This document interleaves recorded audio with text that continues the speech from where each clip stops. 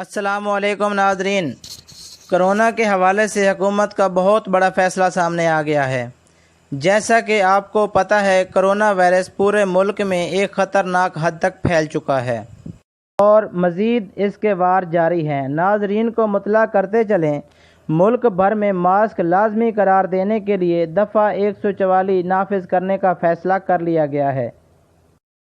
تمام deputy commissioner صاحبان mask نہ پہننے والوں کے خلاف کارروائی کر سکیں گے، جرمانہ بھی ہو سکتا ہے اور خلاف ورزی کرنے والے کو جیل بھی جانا پڑ سکتا ہے۔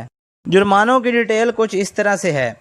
عوامی مقامات پر ماسک نہ پہننے والے کو 500 روپے جرمانہ ہوگا۔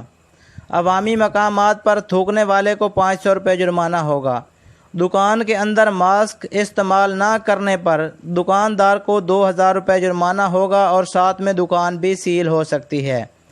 بس میں ماسک استعمال نہ کرنے والے کو 3000 روپے جرمانہ ہوگا اور کار میں نہ استعمال کرنے والے کو 2000 روپے جرمانہ ہوگا، جبکہ رکشہ اور موٹر سائیکل پر سماجی فاصلہ برقرار نہ رکھنے پر 500 روپے جرمانے کا نوٹیفیکیشن جاری کر دیا گیا ہے۔